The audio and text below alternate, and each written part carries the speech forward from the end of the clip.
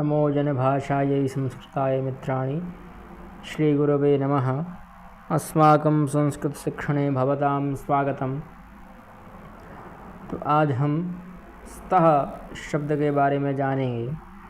इससे पूर्व भी हम कई शब्दों के बारे में जान चुके हैं। अब स्तः के बारे में जान लेते हैं। स्तः जो है वह अस धातु के लट लकार में जब प्रयोग करेंगे तो प्रथम पुरुष के द्विवचन का रूप है स्तः। अस्ति स्तः स्वरूप बनता है और इसका अर्थ होता है हैं। वैसे अन्य भाषाओं में द्विवचन का प्रयोग नहीं होता है, पर हमारी संस्कृत भाषा में द्विवचन का रूप होता है, प्रयोग भी होता है ना। अन्य भाषाओं में नहीं है। हिंदी में भी एक वचन बहुवचन है, और जो इंग्लिश भाषा है उसमें भी सिंगुलर पिंगुलर हैं, प्लुरल हैं, है ना। पर द्विवचन नहीं होता है। द्विवचन के लिए बोथ इसका प्रयोग करते हैं, पर द्विवचन नहीं होता है। पर संस्कृत में है तो स्तः द्विवचन की क्रिया है, एक प्रकार से क्रिया। वैसे यह क्रिया बिना कर्म की है, अकर्मक क्रिया है। अब सकर्मक क्या होता है, अकर्मक क्या होता है, यह भी एक अलग विषय है, बाद में कभी समझेंगे। सामान्यतः इतना समझिए कि जहाँ कर्म की आवश्यकता पड़े वह सकर्मक, और जहाँ कर्म की आवश्यकता ना पड़े वह अकर्मक। ठीक, तो यह अकर्मक क्रिया है। अब इसका प्रयोग अगर जानना है तो द्विवचन की है तो द्विवचन का ही हम प्रयोग करेंगे।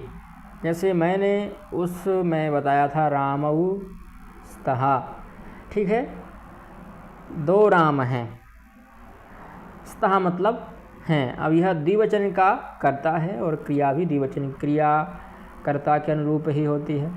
ऐसे आप और भी उदाहरण ले सकते हैं, जैसे विद्यालयौ स्तः। अब देखिए मैं सब यहाँ पर पुल्लिंग का बता रहा हूँ, हो सकता है स्त्रीलिंग का भी हो। जैसे वने स्तः अथवा रमे स्तः, छात्रे स्तः। तो विद्यालय पुल्लिंग का हो गया, वने नपुंसकलिंग का हो गया, वनम वने वनानि, और रमा रमे रमाः यह स्त्रीलिंग का हो गया। तो यह क्रिया में कोई परिवर्तन नहीं आया लिंग बदलने से, ठीक है।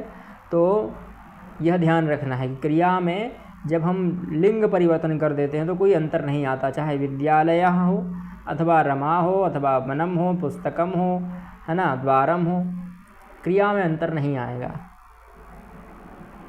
और उसका वचन देखना बहुत आवश्यक है। यहाँ पर मैंने द्विवचन का ही प्रयोग किया क्योंकि द्विवचन की क्रिया थी, ठीक है। और भी कई उदाहरण ले सकते हैं। जैसे भाषा शब्द लिखा हुआ है तो भाषा का क्या बनेगा द्विवचन में, भाषे, है ना। तो यह भाषे स्तः, दो भाषाएं हैं। अथवा और भी कुछ आप ले सकते हैं, जो भी आपके आसपास के शब्दकोश हैं। जैसे हम जिसका प्रयोग कर रहे हैं वह क्या है, दूरवाणी, और इसका बनेगा दूरवाण्यौ। जैसे नदी का बनता है नद्यौ, वैसे दूरवाणी का दूरवाण्यौ। स्तः अगर आप संगणक पर देख रहे हैं तो संगणकौ हो जाएगा। संगणक यंत्रे कर दीजिए, यंत्र शब्द लगा दीजिए।